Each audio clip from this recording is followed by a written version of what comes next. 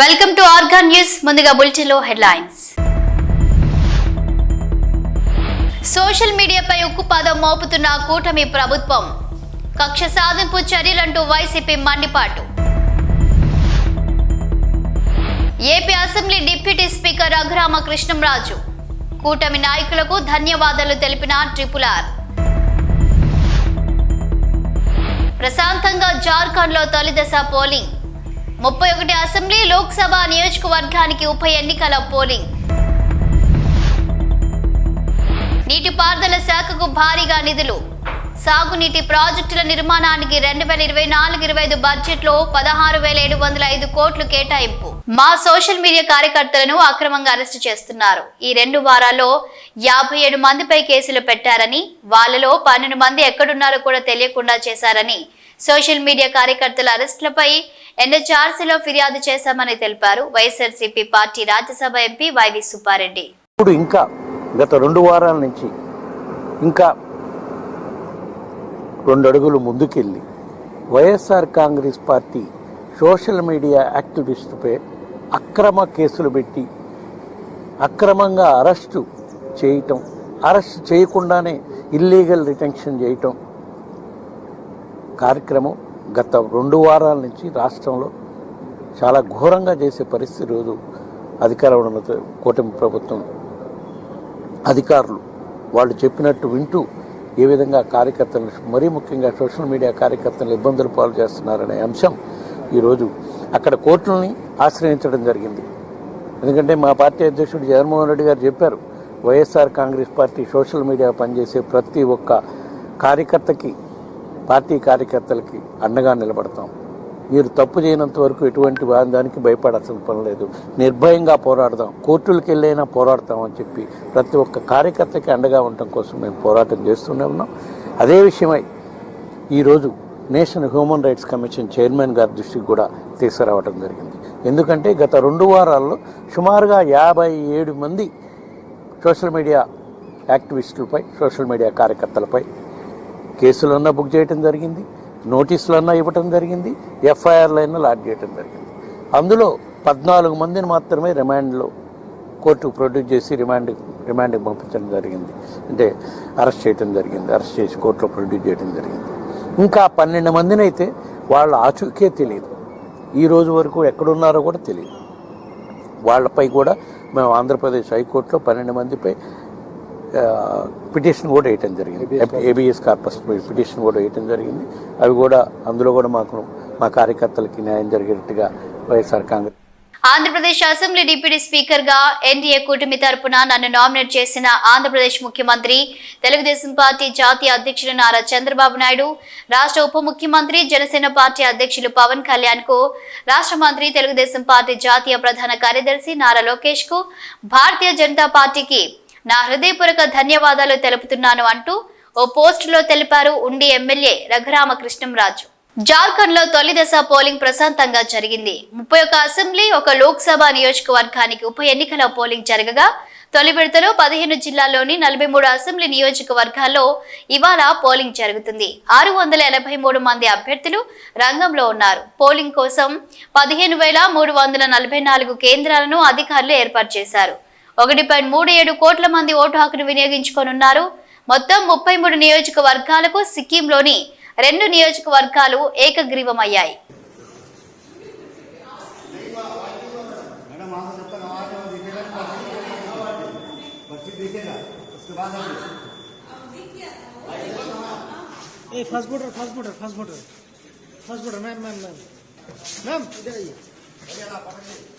थोड़ा हाथ दिखाइए, ऐसे ऐसे ऐसे.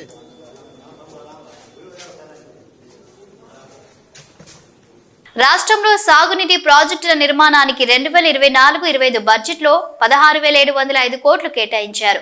కేంద్ర ప్రభుత్వం పోలవరం ప్రాజెక్టుకు ఇచ్చే నిధులతో కలిపి ప్రాజెక్టుల నిర్మాణానికి, జల వనరుల శాఖలో ఇతర ఖర్చులకు ఈ మొత్తం నిధులిచ్చారు.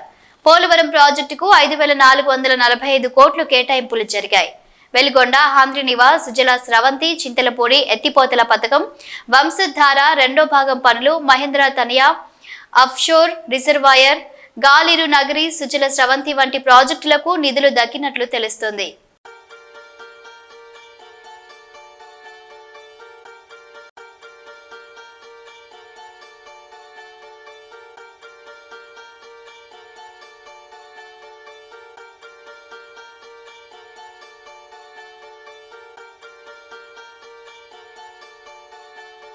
విశాఖ రైల్వే స్టేషన్లో 30 కేజీల గంజాయి అక్రమ రవాణాను గుర్తించారు పోలీసులు. అక్రమ రవాణా చేస్తుండగా గంజాయి పార్సెల్స్ ను స్నిఫర్ డాగ్ సహాయంతో గుర్తించారు పోలీసులు.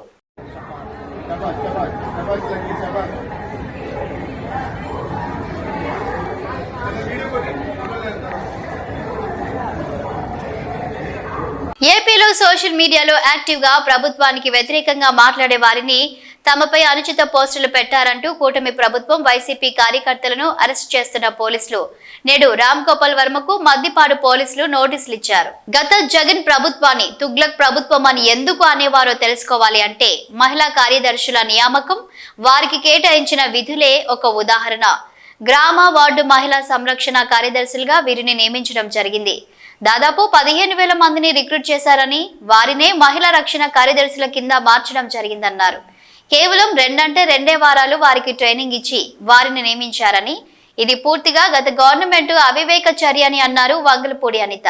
లాస్ట్ గవర్నమెంట్ అసలు ఇటువంటి దాన్ని ఏమంటారు యాక్ట్లను కూడా చదువుకోకుండా ఎంత గుడ్డిగా ఇటువంటి జీవోలు ఇష్యూ చేసిందని చెప్పడానికి ఇది ఒక తార్కాణం కింద మనం భావించవచ్చు. ఎందుకంటే యాక్చువల్ గా వీళ్ళని గ్రామ వార్డు మహిళా సంరక్షణ కార్యదర్శుల కింద ఇందాక సభ్యులు చెప్పినట్టుగా జీవో నెంబర్ MS నెంబర్ 129 ప్రకారం 2019లో వీళ్ళు నియమించడం జరిగింది అధ్యక్ష. ఓవరాల్ గా చూస్తే అధ్యక్ష వీళ్ళు 15,000 మంది రిక్రూట్మెంట్ చేస్తే అధ్యక్ష దగ్గర 13,815 మంది మహిళా సంరక్షణ కార్యదర్శుల కింద పనిచేసే పరిస్థితి ఉంది అధ్యక్ష. అందులో సుమారుగా 1,189 ఆటోమేటిక్ ఇంకా ఖాళీ ఉన్నాయి అధ్యక్ష. అయితే 13,815 మందికి అధ్యక్ష 2021కి వచ్చేసరికి మళ్ళా జీవో నెంబర్ 60 ప్రకారం చేసుకుని వాళ్ళని ఒక మహిళా రక్షణ కార్యదర్శుల కింద వార్డు లేక గ్రామ మహిళా రక్షణ కార్యదర్శి కింద మార్చి వాళ్ళకి ఒక సెపరేట్ జాబ్ చార్ట్ ఇచ్చారు అధ్యక్ష. జాబ్ చార్ట్ లో కూడా అధ్యక్ష చూస్తే పోలీస్ డిపార్ట్మెంట్ ఇందాక కోన రవికుమార్ గారి సభ్యులు చెప్పినట్టుగా ఒక చీఫ్ సెక్రటరీకి ఎన్ని బాధ్యతలు ఉంటాయి అన్ని బాధ్యతలు కూడా ఒక గ్రామ మహిళా సంరక్షణ కార్యదర్శికి అప్పచెప్పడం అనేది చూస్తేనే అధ్యక్ష లాస్ట్ గవర్నమెంట్ తాలూకు అవివేకం అనేది చాలా క్లియర్ గా అర్థమవుతుంది అధ్యక్ష. ఎందుకంటే అధ్యక్ష ఈ రోజు మనం ఇక్కడ చూసుకుంటే అధ్యక్ష పోలీస్ డిపార్ట్మెంట్ లో ఒక ఉద్యోగం సాధించాలంటే వాళ్ళు శారీరక దారుఢ్య పరీక్షలు వాళ్ళు నెగ్గాలి,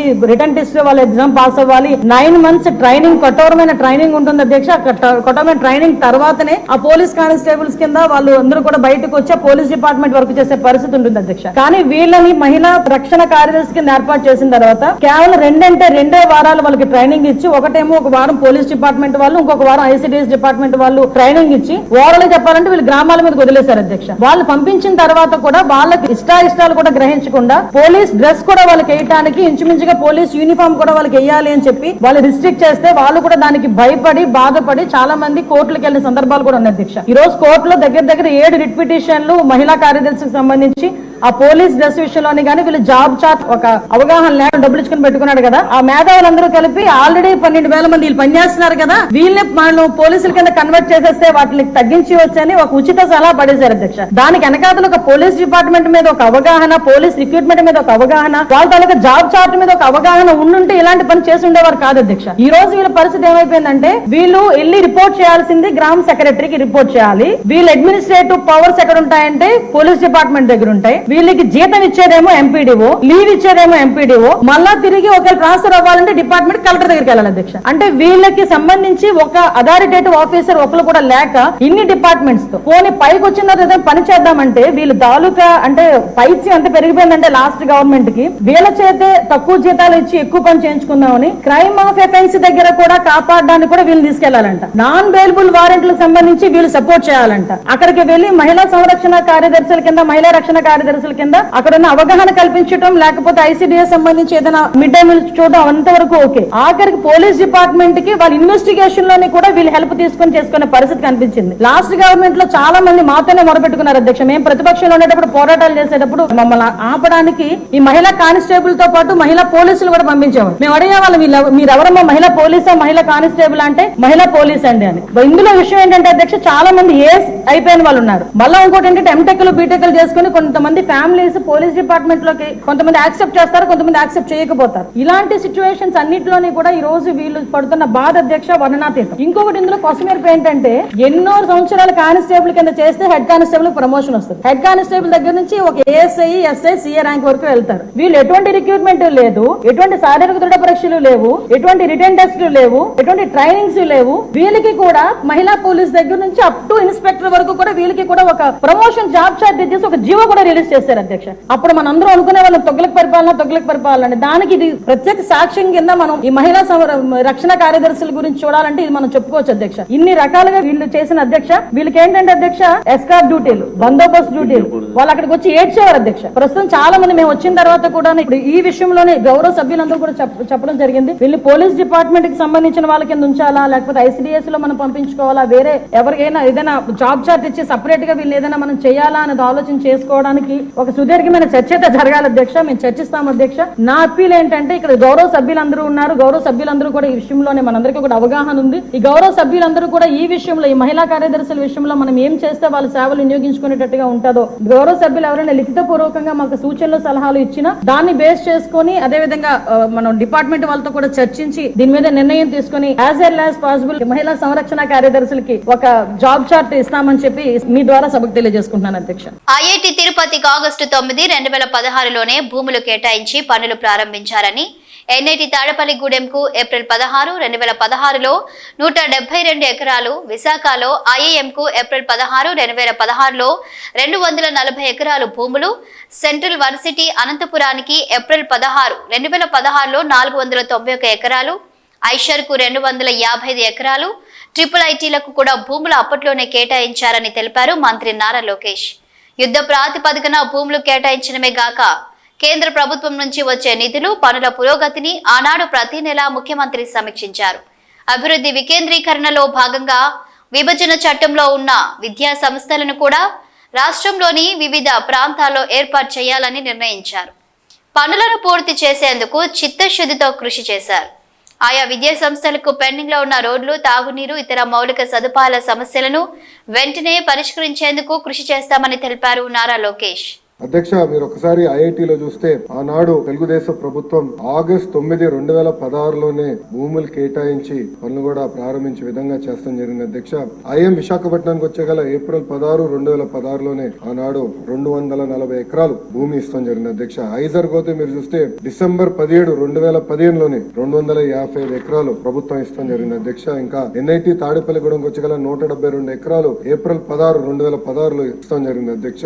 ఇంకోటి ట్రిపుల్ ఐటీ డిఎంకి వచ్చేగల 151 ఎకరాలు మార్చి 31, 2016లో ఇస్తాం జరిగింది. ఇంకా సెంట్రల్ యూనివర్సిటీ అనంతపురంకి వచ్చేగల సుమారుగా 491 ఎకరాలు ఏప్రిల్ 16, 2016లో ఇస్తాం జరిగింది అధ్యక్ష. ఇవన్నీ నేను ఎందుకు చెప్తున్నానంటే నాడు యుద్ధ ప్రాతిపదికంగా కేవలం భూములే కేటాయిస్తాం కాదు, పనులు జరుగుతున్నాయా జరగట్లేదా, కేంద్ర ప్రభుత్వం నుంచి రాబట్టాల్సిన నిధులు ఏంటనేది ప్రతి నెల గౌరవ ముఖ్యమంత్రి గారు రివ్యూ చేసేవారు అధ్యక్ష. మీరు అధ్యక్ష గతంలో పిఆర్ఆర్డి మంత్రిగా చేశారు. ఉపాధి హామీ అనుసంధానం ఎట్లా చేయాలి, దాని అన్నింటిలో ఎట్లా చేయాలని ఆనాడు ముఖ్యమంత్రి గారు పెద్ద ఎత్తున రివ్యూ కూడా చేశారు అధ్యక్ష. సో ఇట్లా అన్ని పనులు ఒక పద్ధతి ప్రకారం చేసుకుంటూ పోయాయి అధ్యక్ష. వాస్తవంగా చెప్పాలంటే సెంట్రల్ ట్రైబల్ యూనివర్సిటీకి వచ్చేగల కొంచెం డిలే అయ్యగల ప్రభుత్వాలు మారినాయి. ప్రభుత్వం మారిన తర్వాత తెలుగుదేశం పార్టీ అధికారులు ఉన్నప్పుడు ఒక భూమి ఐడెంటిఫై చేశాం, కేటాయించాం. కానీ ఎక్కడ రాజకీయంగా క్రెడిట్ వస్తుందని చెప్పి మళ్ళీ వేరే భూమిలోకి షిఫ్ట్ చేశారు. దానివల్ల 5 సంవత్సరాలు కాలయాపన చేశారు అధ్యక్ష ట్రైబల్ యూనివర్సిటీ. మన ప్రభుత్వ అధికారులకు వచ్చినా చాలా స్పష్టంగా లేదు, ఎక్కడైతే ఫైనల్ చేసా అక్కడనే ముందరికి వెళ్దాం అని చెప్పాం అధ్యక్ష. ఈ సెంట్రల్ ట్రైబల్ యూనివర్సిటీ కూడా యుద్ధ ప్రాతిపదికంగా వచ్చే 2 సంవత్సరాలు పూర్తి చేస్తామని సభకి నేను హామీ ఇస్తున్నా అధ్యక్ష. పెద్దలు బుచ్చ చౌదరి గారు, బోండోమా గారు చెప్పినట్లు అధ్యక్ష ఇంకా కొన్ని పెండింగ్ వర్క్స్ ఉన్న విషయం వాస్తవ అధ్యక్ష. తాగునీరు కానివ్వండి, రోడ్లు కానివ్వండి, ఈ సమస్య ఉన్నాయి. నా దృష్టి కూడా అధికారులు తీసుకొస్తాం జరిగింది. అది తప్పనిసరిగా సంస్థలతో మాట్లాడతాను. ఇంటెక్ కానివ్వండి, మ్యాన్ పవర్ కూడా డిస్కస్ చేసి తప్పనిసరిగా ఎట్లా టేకప్ చేయాలో చేస్తాం. పెద్దలు బుచ్చ చౌదరి గారు ఏకంగా రాజమండ్రి ఏమైనా చేస్తే బాగుంటుందని కోరటం జరిగింది. అది ఆల్రెడీ ఒక ఆలోచనలో ఉన్నాం. తొందరలోనే మీతో చర్చించి ఎట్లా చేద్దాం అనేది విల్ టేక్ ఇట్. పెద్దపల్లి జిల్లా సమీపంలోని రాఘవాపూర్ రైల్వే స్టేషన్ దగ్గర ఐరన్ లోడ్స్ తో వెళ్తున్న గూడ్స్ రైలు పట్టాలు తప్పింది. ఈ ఘటనలో 11 బోగీలు పట్టాలు తప్పి బోల్తా పడటంతో రైల్వే ట్రాక్లు దెబ్బతిన్నాయి. దీంతో ఢిల్లీ చెన్నై మార్గంలో పలు రైళ్ల రాకపోకలకు తీవ్ర అంతరాయం ఏర్పడింది. గూడ్స్ రైలు బళ్ళారి నుంచి గజియాబాద్ వెళ్తుండగా ఈ ఘటన చోటు చేసుకున్నట్టు తెలుస్తోంది. విషయం తెలుసుకున్న వెంటనే రైల్వే సిబ్బంది హుటాహుటిన సంఘటనా స్థలానికి చేరుకున్నారు. వెంటనే అప్రమత్తమైన రైల్వే అధికారులు ఆ మార్గంలో వెళ్లే పలు రైళ్లను ఆయా స్టేషన్లలో నిలిపేశారు. ప్రమాదం జరిగిన కొద్దిసేపటికే పెద్దపల్లి స్టేషన్లో సంపర్క్ క్రాంతి, భాగ్యనగర్ ఎక్స్ప్రెస్ లను నిలిపివేయగా ప్రయాణికులు తీవ్ర ఇబ్బందులు ఎదుర్కొన్నారు. ఇక ప్రమాద సమాచారాన్ని తెలుసుకున్న కేంద్ర మంత్రి బండి సంజయ్ రైల్వే జీఎంతో ఫోన్లో మాట్లాడారు. పెద్దపల్లి రామగుండం మార్గంలోని ప్రయాణికులకు ఇబ్బందులు తలెత్తకుండా చూడాలని కోరారు. తక్షణమే సహాయక చర్యలు తీసుకోవాలని ఆదేశాలు జారీ చేశారు. బుధవారం ఉదయం వరకు రైల్వే ట్రాక్ ను పునరుద్ధరణ పనులు పూర్తి చేస్తామని అధికారులు హామీ ఇచ్చినట్టు బండి సంజయ్ ఓ ప్రకటనలో తెలిపారు.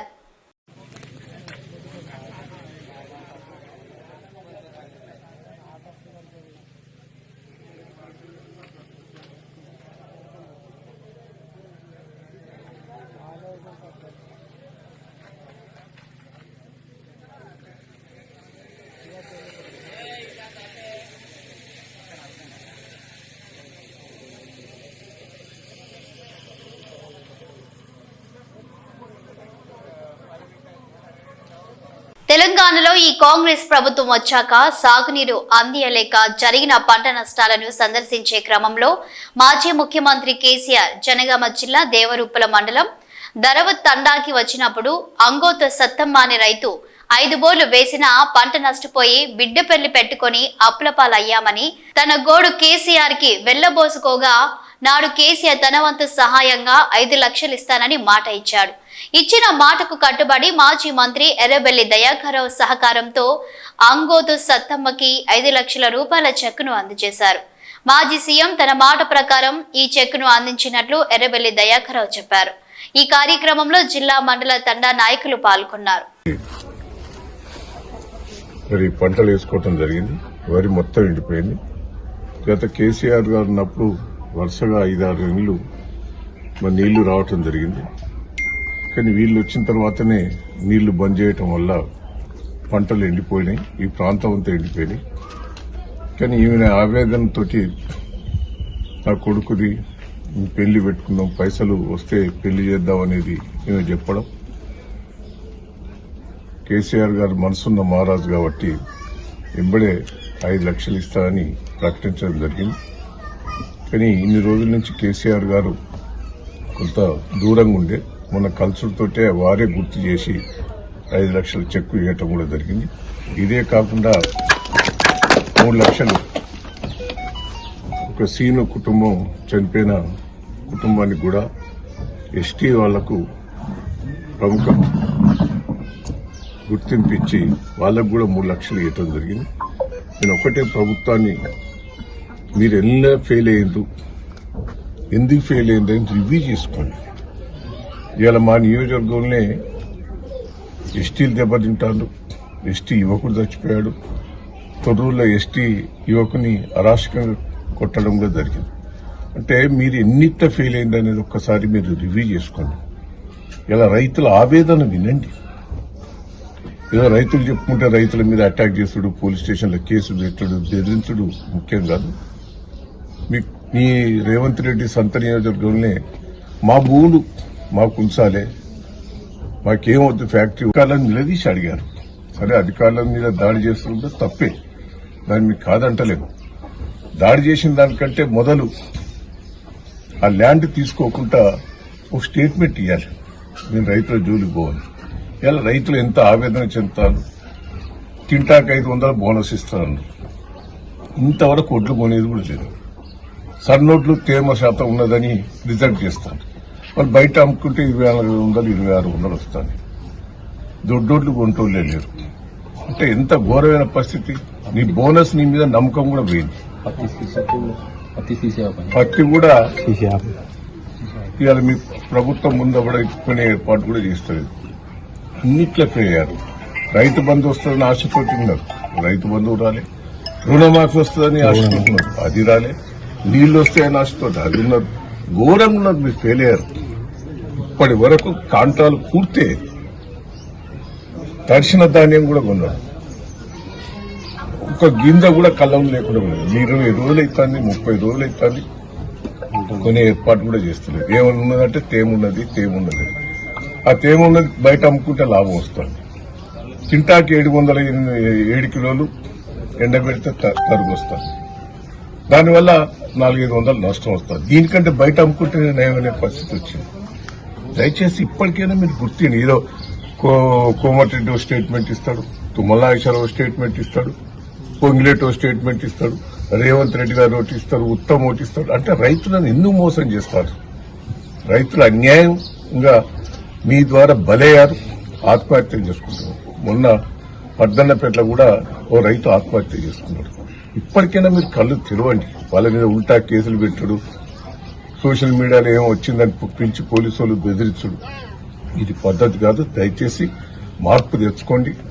ఎన్నో ఆశలతోటి మీరు ఏదో చేస్తారన్న ఆశతోటి గెలిపించారు. 2500 ఇస్తారన్నారు, ఇంతవరకు ఇచ్చిందే లేదు. గ్యాస్ లేదు, ఏ స్కీమ్ లేదు. మహారాష్ట్ర పోయి గొప్పలు చెప్పుకుంటున్నాం.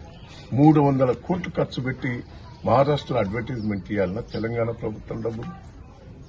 ఇక్కడనో గతి లేక మేం చేస్తున్నాం. ఇక్కడ పెన్షన్లు పెంచలేదు, మహిళలకు ఇచ్చేది పెంచలేదు, కేసీఆర్ కిట్ లేదు. కేసీఆర్ గారు చేసిన పథకాలను కూడా ఇంప్లిమెంట్ చేసే ప్రయత్నం లేదు. దయచేసి బుద్ధి తెచ్చుకోండి, జ్ఞానం తెచ్చుకోండి. మాట్లాడిన వాళ్ళ మీద కేటీఆర్ మీద కేసు పెడతామా, వీళ్ళ మీద కేసు పెడతామా అని బెదిరింపులు బంద్ చేసి మీరు సర్దిద్దుకుని ఏర్పాటు చేయాలనేది ముఖ్యమంత్రి గారికి, ప్రభుత్వానికి నేను విజ్ఞప్తి చేస్తున్నాను. ఇవి బులెటిన్ అప్డేట్స్. Keep watching.